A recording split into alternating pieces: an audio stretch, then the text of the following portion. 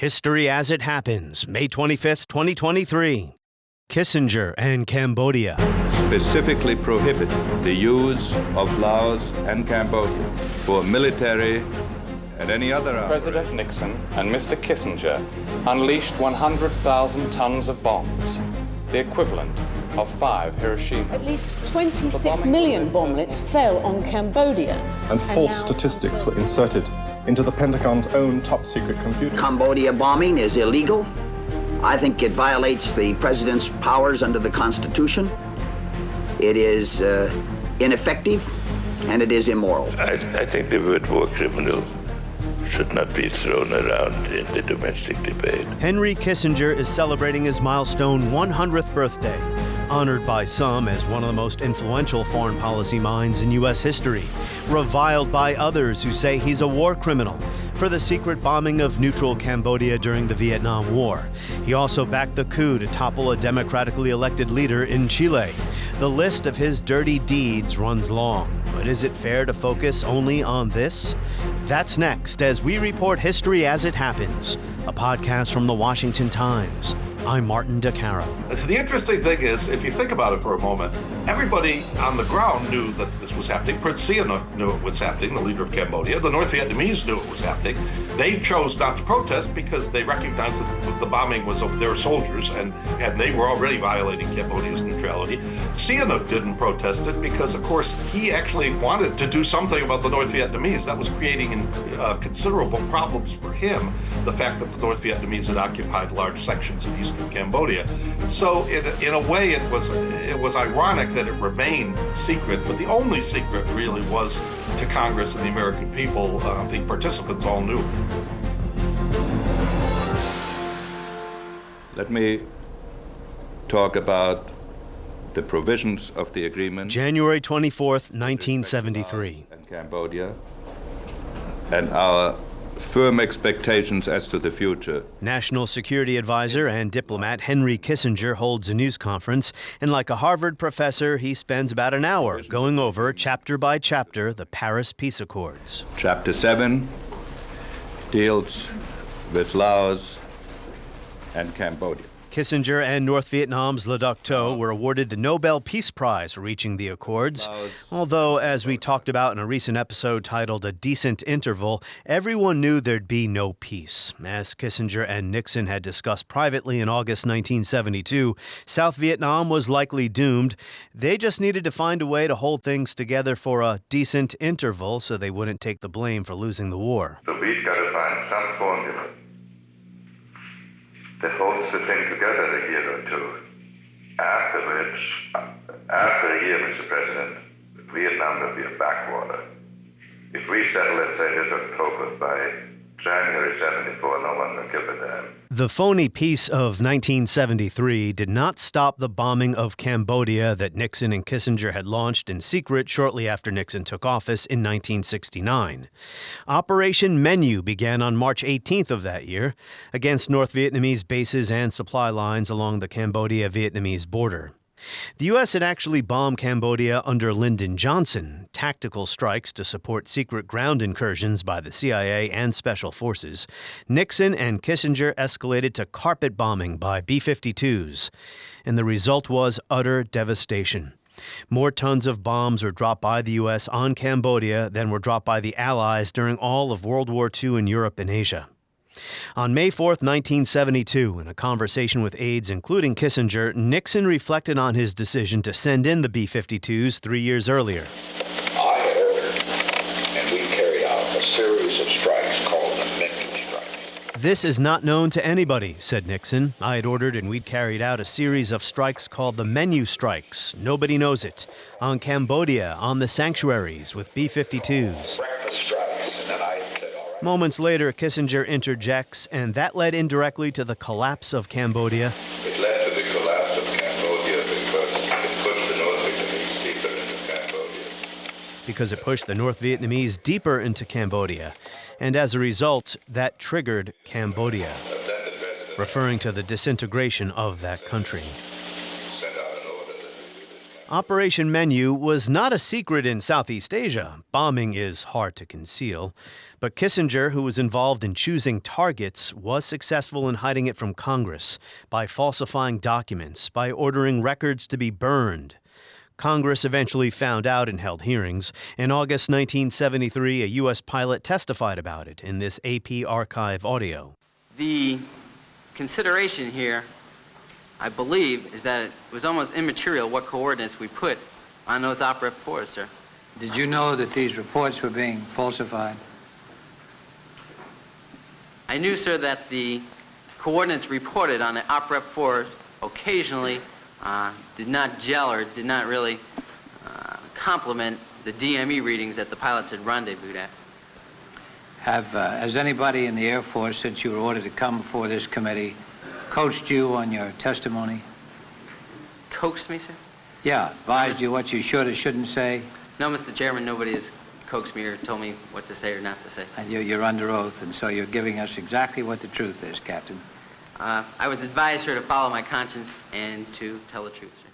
Under Kissinger's direction, the military made it look like U.S. aircraft dropped their bombs on targets in South Vietnam when they had really flown into Cambodia.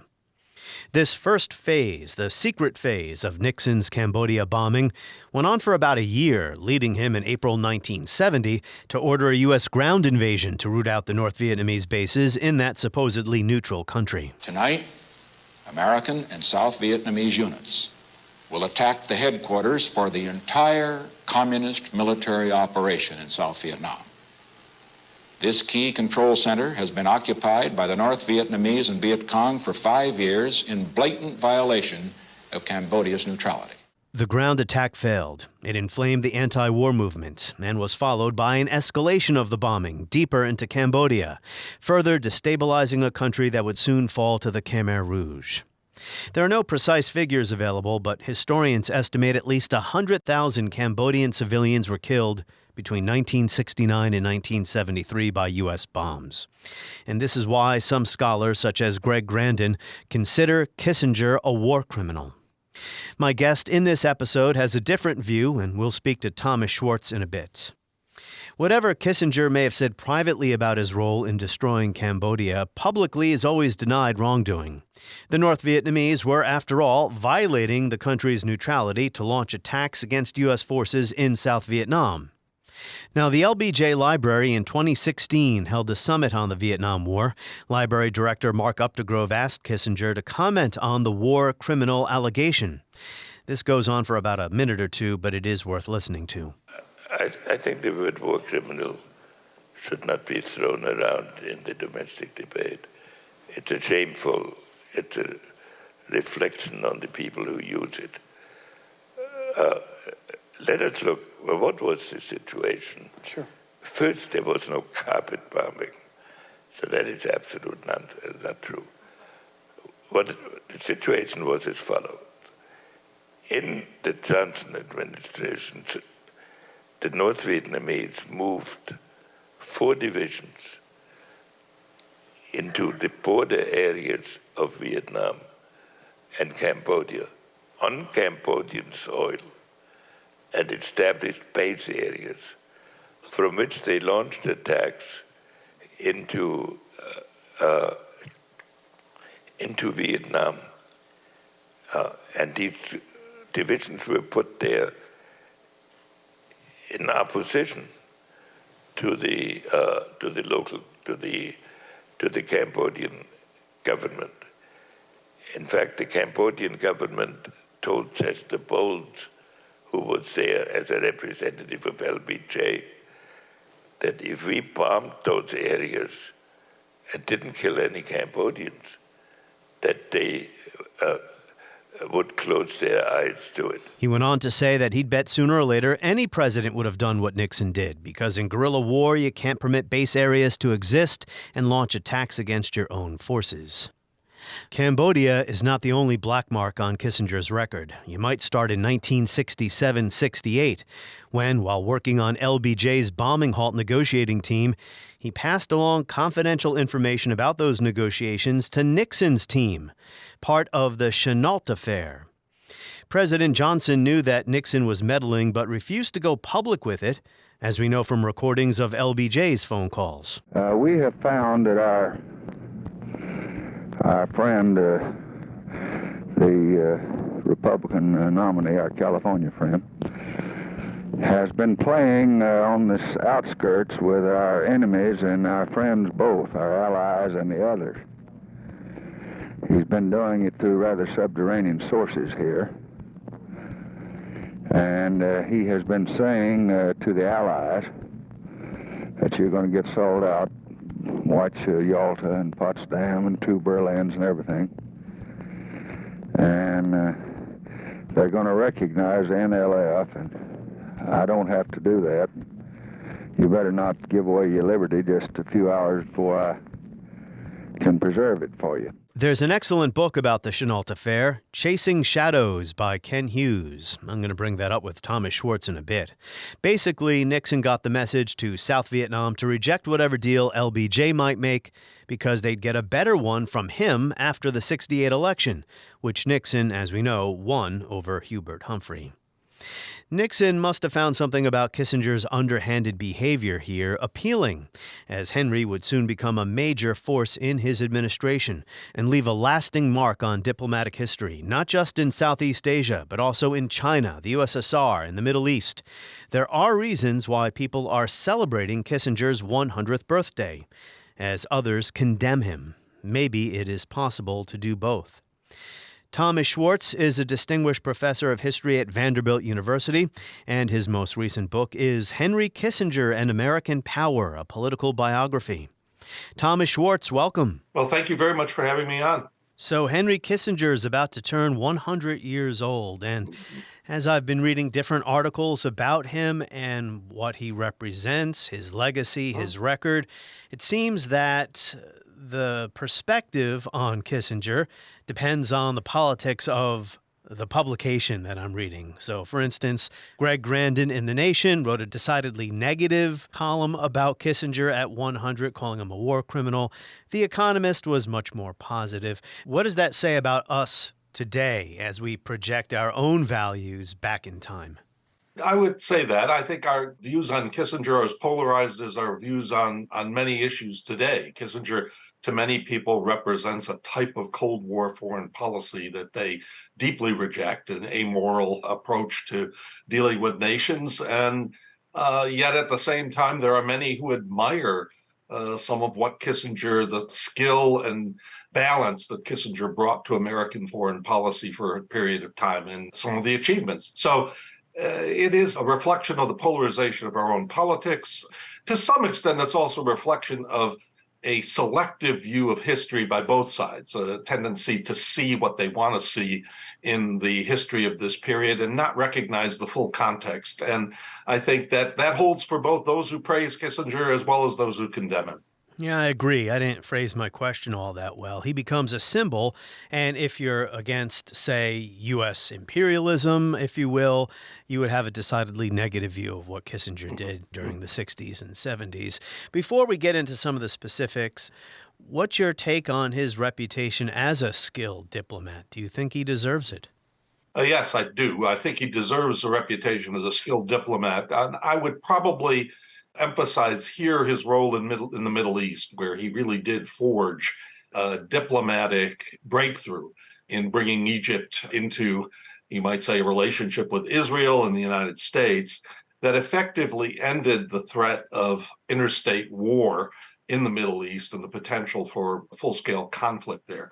I often think that he probably, to the extent he ever deserved the Nobel Peace Prize, it should have been for the Middle East and not Vietnam. Because in the Middle East, he had a much greater legacy in shaping how politics proceeded there and the role of the United States there. So I do think he deserves a certain amount of credit as a skilled diplomat. Not all of his judgments were correct, but I think he did recognize the value of negotiation. He recognized many of the issues involved in making diplomacy work. he dealt with America's adversaries at that time, both the Soviet Union and China, in a very effective way, in a way that nowadays seems to be more difficult for us to balance. It seems more difficult to us to balance a sort of disapproval of the societies that these countries represent, at the same time still engage them and attempt to work out solutions with them. Well, good diplomacy means talking to your enemies, not talking to your friends. We're not very good at that right now. That would be one of my things that I think that Kissinger did recognize. So let's go to his early days. I actually don't know, or didn't know before preparing for this conversation, too much about his origins. He was a Harvard professor. He had 3 degrees there and a professorship before becoming a major figure almost overnight in the Nixon administration. So at Harvard, what ideas, I mean, he's known for realpolitik, right? But what ideas did he espouse that drew notice and built his reputation when he was a professor? Okay, well, I think we ought to go back actually a little bit earlier and recognize that his is a fascinating story. He's a German Jew who had to flee Germany for Nazi persecution, but he was someone who went back to Germany as an American army soldier, participated in the occupation, and in that sense really got his first taste of power as an American occupier of his formerly native land. He then went to Harvard. He impressed a number of professors there. I don't think Kissinger is necessarily an original thinker, although he had a great capacity to synthesize issues, and particularly the 2 areas in which he became so prominently involved in were nuclear weapons and the future of Germany. Nuclear weapons was the source of his first major bestseller in 1957, Nuclear Weapons and Foreign Policy, which was the basis of a Council on Foreign Relations study group that he synthesized. It's not his original thoughts as much as the fact that he ran the study group that produced it. But he did it in a very effective way, and it captured a discontent at the time with the Eisenhower administration's massive retaliation policy, the idea that if the United States was attacked anywhere, it would go immediately to the use of nuclear weapons. Now, Kissinger in that book actually advocated limited nuclear war, which is a little strange when you think about it. That would have been something people approved of. At the time, it seemed like the decisions were between Armageddon and surrender, and Kissinger was trying to suggest the idea that there should be some other alternatives. And this established his reputation as a defense intellectual, and he was then recruited by Nelson Rockefeller, who many thought would become president of the United States, to be essentially his advisor, and that contributed to sort of the rise of Kissinger's reputation. Although, given the foreign policy issues of the time, there was a great deal of bipartisanship, so he actually served in the Kennedy and Johnson administrations as well, although he did maintain this tie to Rockefeller and the Republicans that would ultimately lead to Nixon's appointment of him. I want to ask about his views on communism, but is there such a thing as limited nuclear war? Well, the idea was, at the time, the idea was that there could be a limited nuclear exchange that did not involve massive attacks on the home countries of each. The problem is, of course, limited nuclear war, if you thought about it for a while, meant the destruction of much of Europe. And so Europeans were never terribly pleased by it. But it was an alternative to the idea that the only response the United States would have to any type of Soviet aggression would be massively to strike at the Soviet Union and to set off World War III. So Kissinger was an anti-communist, and in that his ideas squared with the establishment. Oh, yes. Yeah. Yes. Anti-communism, the Cold War consensus, which is what most historians refer to, basically the views of most American foreign policy thinkers from about the Truman Doctrine in 1947 through the disillusionment with the Vietnam War. That Cold War consensus largely held that the United States should pursue a policy of containment toward communism, and that the Soviet Union and China were expansionist powers that sought world domination, and the United States stood in their path. And Kissinger was very much orthodox in his thinking on those issues. But he did not view, or did he, international communism as a monolith. I mean, we know now, and probably some people knew at the time, there was a split between the Soviet Union and China. Yeah, but that split, of course, developed over time. It was not there in the Stalinist period. It came with Khrushchev and Mao's conflicts in the late 50s. And there were many Americans who doubted the depth of that split. It's only in the 60s that became clearer. And then, of course, one of the most crucial events of the Nixon administration early on was the fact that in March of 1969, shortly after Nixon and Kissinger had come into office, the Chinese and Soviets fought a border war on the border of northeastern China, and then later fought in the west of China. And the fact that they had actually come to blows and actually killed soldiers on each other's side came now as a shock of sorts, and a recognition that the United States should somehow take advantage of what was happening in the communist world. So Kissinger gets a job as a consultant for LBJ's bombing halt negotiation team in 1968. And this is where we're going to get into some of his underhanded dealings. This is known as the Chennault affair. I'll just keep it brief, and you can fill in any blanks that you'd like. Anna Chennault was the widow of Claire Chennault of the famous Flying Tigers in World War II. She was a member of the so-called China lobby. They were very annoyed that the Democrats, as they would have put it, lost China, right? Truman lost China in 1949.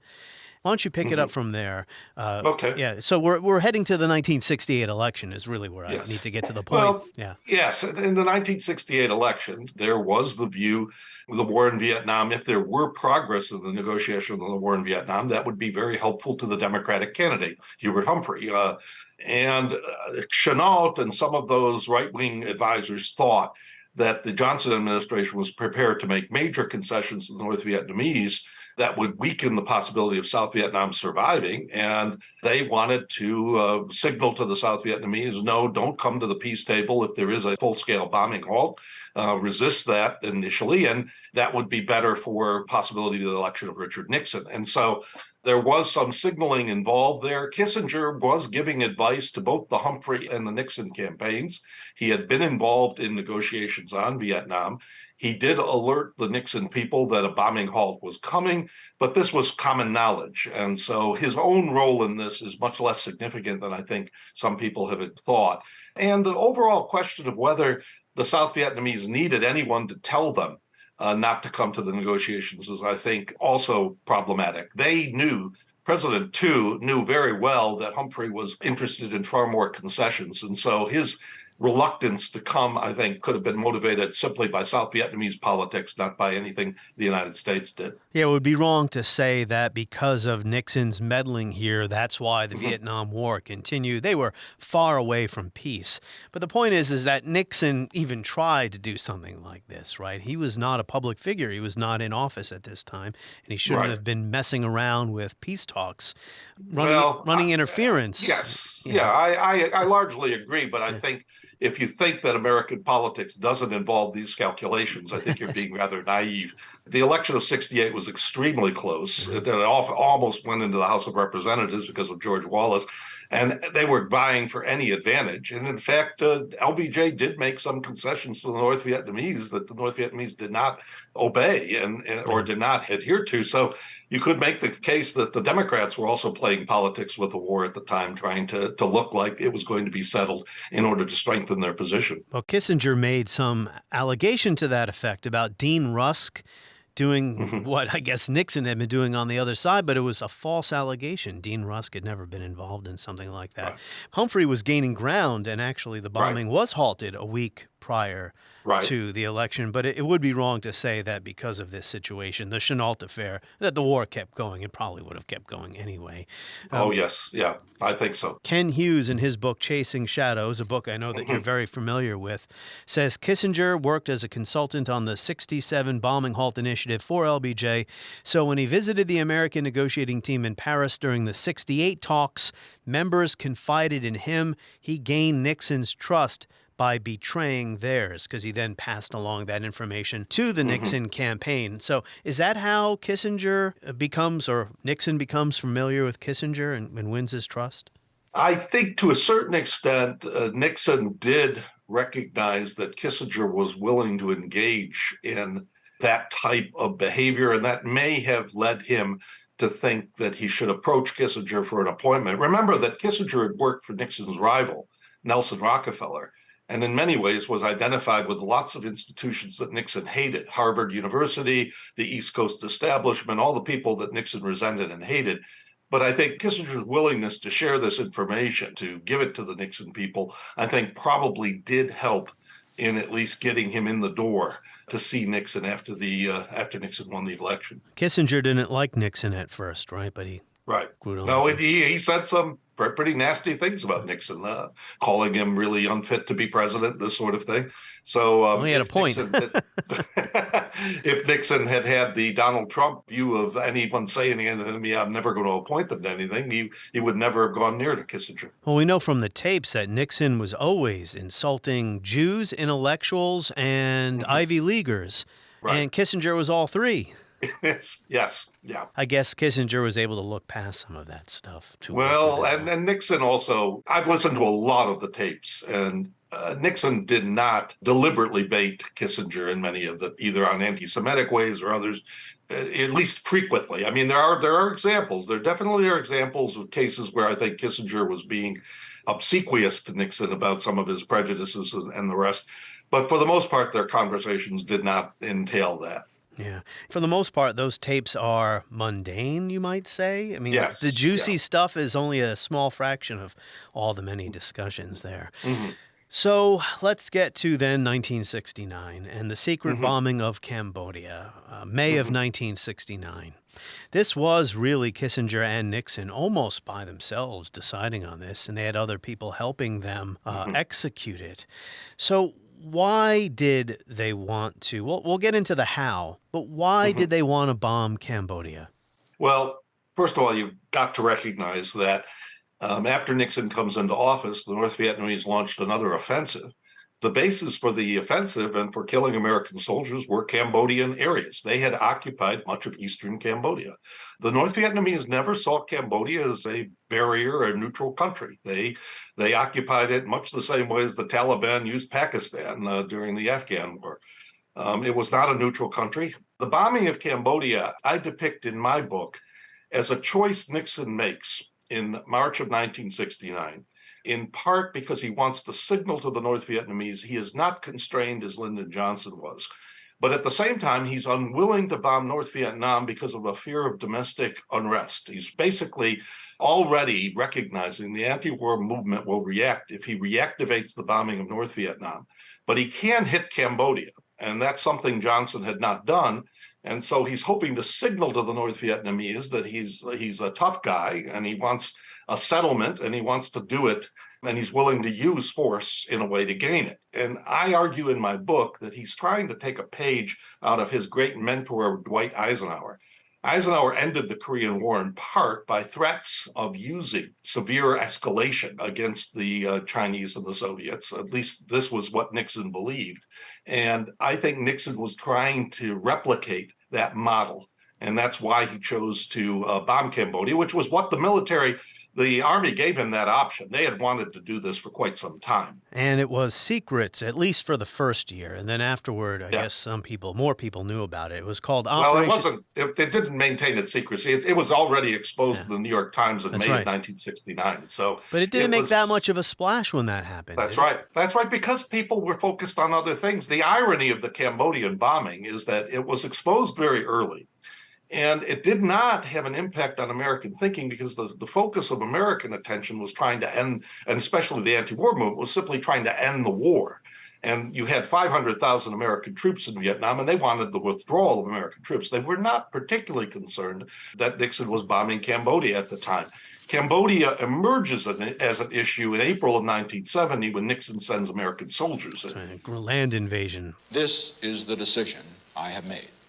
In cooperation with the armed forces of South Vietnam, attacks are being launched this week to clean out major enemy sanctuaries on the Cambodian-Vietnam border. A major responsibility for the ground operations is being assumed by South Vietnamese forces. For example, the attacks in several areas, including the Parrot's Beak that I referred to a moment ago, are exclusively South Vietnamese ground operations under South Vietnamese command, with the United States providing air and logistical support. That Yes. really inflamed the anti-war Yes. movement. So Yes. how Kissinger did this? Again, it wasn't above board. It wasn't approved by Congress, what have you. Right. How he did it was really remarkable to try to keep it secret. But as you said, I mean, how do you keep something like this secret? It was false documents, right? So these were all sorties, air sorties that were planned. The American aircraft would take off. They would do their bombing run. But instead of going to targets in South Vietnam, they would go to Cambodia. But then they would arrange the documents to make it look like they actually dropped their bombs in South Vietnam instead. Right. According to historian Greg Grandin, Kissinger had almost total control over this entire scheme, and he was able to do that to, well, lie to people who asked, hey, are you bombing Cambodia? What's your Well, people take? weren't asking that. Okay. The interesting thing is that was not, not until much later did that really emerge as an issue. So what's your take on his scheme to keep it secret then, with the paperwork? Well, the interesting thing is, if you think about it for a moment, everybody on the ground knew that this was happening. Prince Sihanouk knew it was happening, the leader of Cambodia. The North Vietnamese knew it was happening. They chose not to protest because they recognized that the bombing was of their soldiers, and they were already violating Cambodia's neutrality.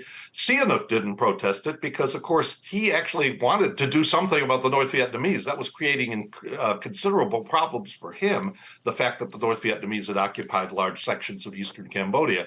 So in a way, it was ironic that it remained secret, but the only secret really was to Congress and the American people. The participants all knew. So Sihanouk is toppled by Lon Nol in a coup.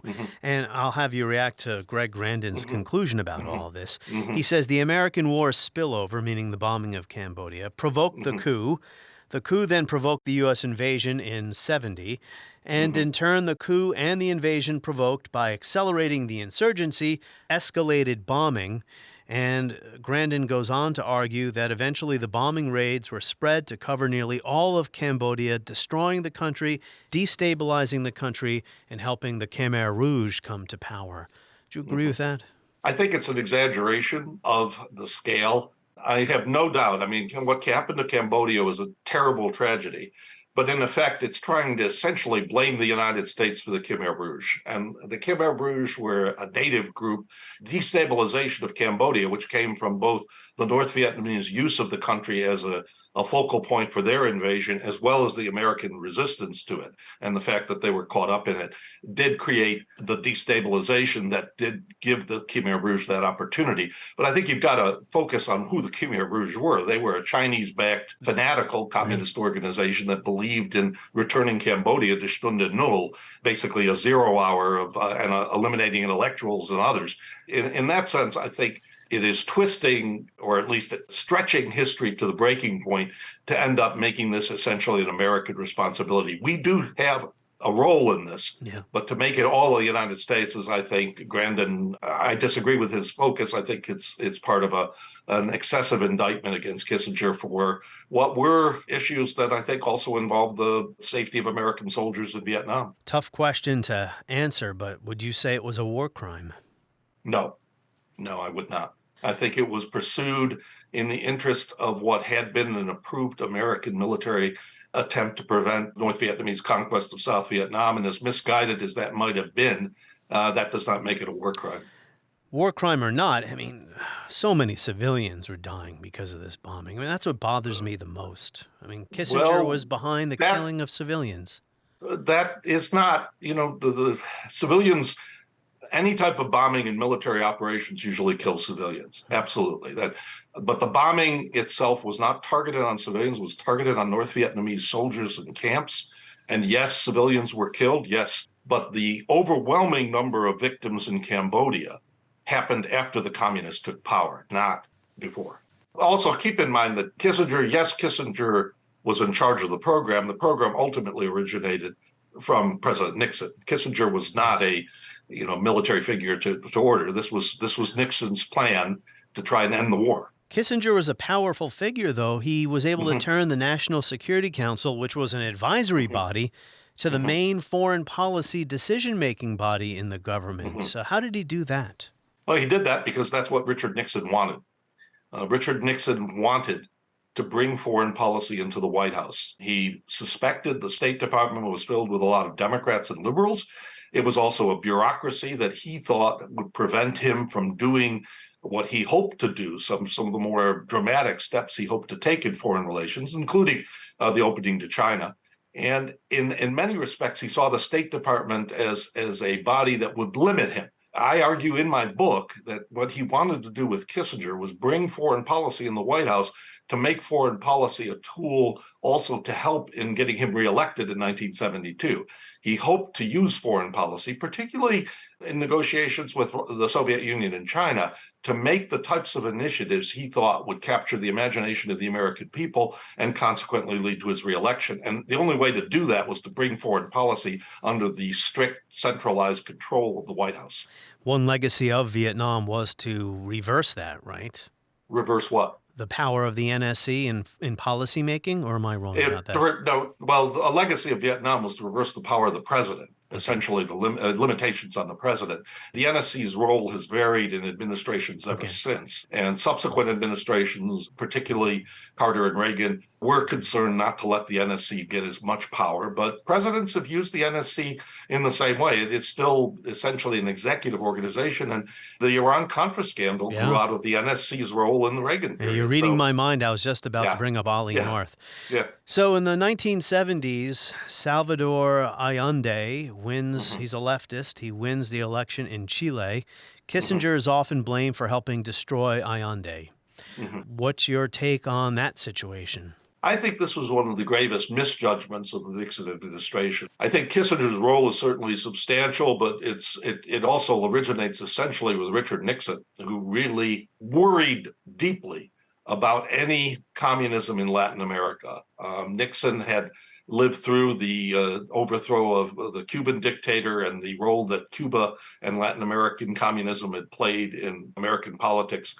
In the 60s, he feared any emergence of Latin American communism under his watch, and he almost immediately set in motion the attempt to get the coup and put Kissinger in charge of it. And Kissinger was in charge of the initial attempts to prevent Allende from becoming president after his election, and then was in charge of the pressures that were put on Allende during his presidential term that the United States initiated. I think his role here is disgraceful, meddling in the affairs of another country, helping topple an elected leader.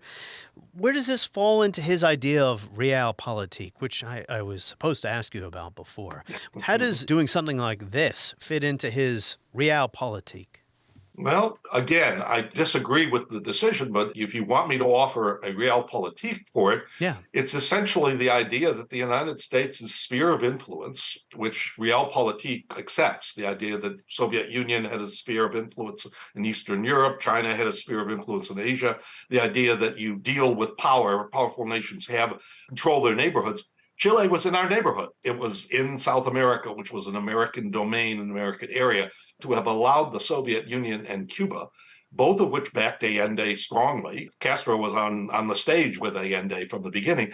To allow that to happen was to be seen by a realpolitiker as a signal of American weakness, would then enable the Soviet Union to take advantage of it. So from a realpolitik view, I think the criticism of the intervention in Chile has to come from a more ideological and principled view that the United States should not intervene in countries that have elections and have an elected leader. If you take a realpolitik view, I think the intervention in Chile could be justified. But it also seems that ideology played a role as well, because Kissinger, in his presentation to Nixon, makes clear that, Allende is a Marxist, first Marxist government ever to come to power by free elections. So maybe he's not being as dispassionate as he would like us to believe there. Well, but keep in mind, Kissinger also is dealing with communists all the time. He had no problem dealing with communists in China and communists in the Soviet Union. So ideologically, that's not as central as the idea that this is, of course, a gain for the Soviet Union and a gain for communism. And not to excuse it, but he and Nixon are hardly the only two U.S. leaders to engage in this type of dirty business. Yeah, absolutely. Eisenhower, who is seen as someone who exercised a lot of restraint, overthrew the Arbenz government in Guatemala, the Mossadegh regime in Iran, etc. Yeah. This type of covert behavior characterized both the Soviet Union and the United States during the Cold War. So is Kissinger still important today? Are his ideas still influential?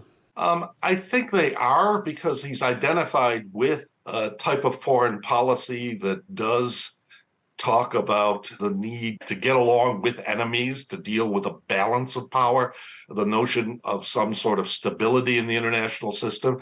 Whatever you may think of him, he did have an idea about foreign policy that got away from notions of ideological crusading. Nowadays we're talking about democracy against autocracy as the new crusade. He was skeptical of all of that. And I think many foreign policy people today are skeptical of that, recognizing that could lead to World War III. I agree, although I'm not a foreign policy expert. Yeah, but I'm not a big fan of the democracy versus autocracy framing.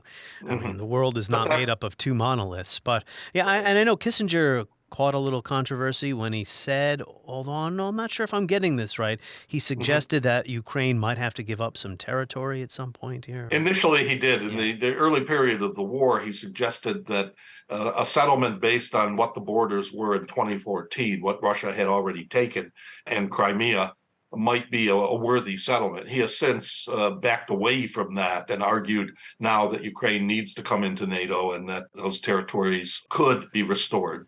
One of the themes, again, I know people are skeptical of anything Henry Kissinger says in terms of sincerity, but one of the themes of his own time in office was trying to reduce the threat of nuclear war.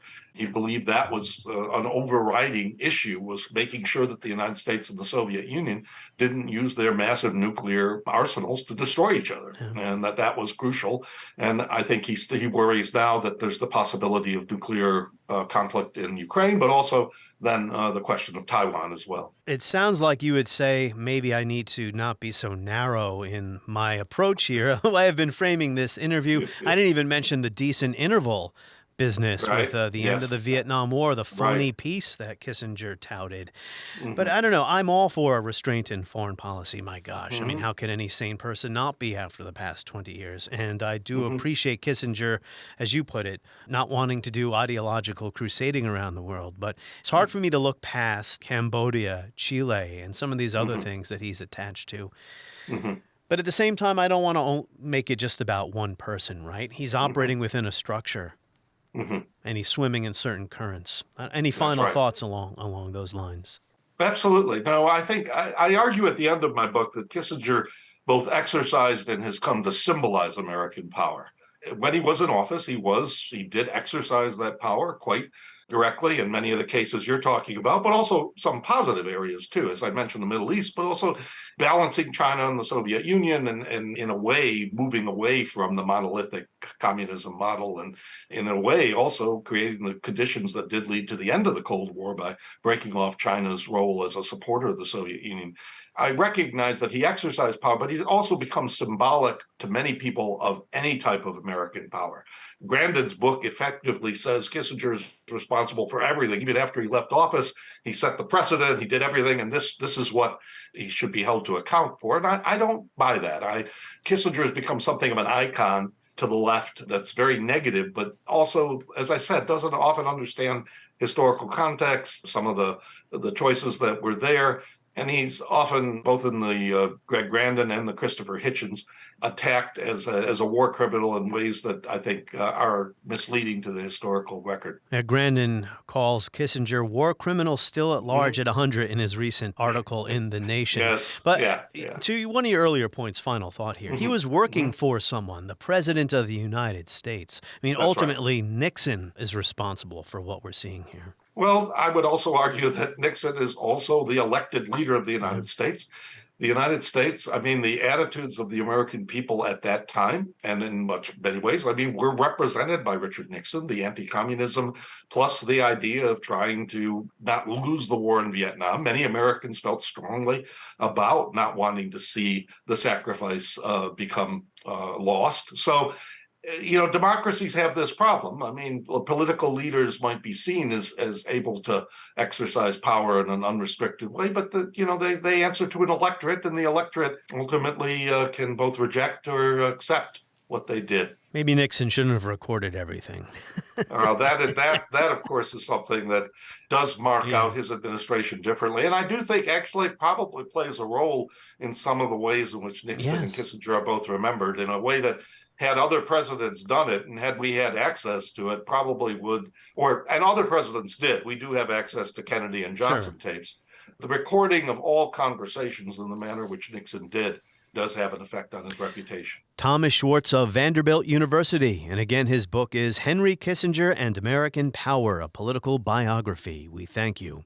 Now, my own view, as expressed on the podcast in the past, is the bombing of Cambodia was a crime, but so was the entire Vietnam War against the people of that country.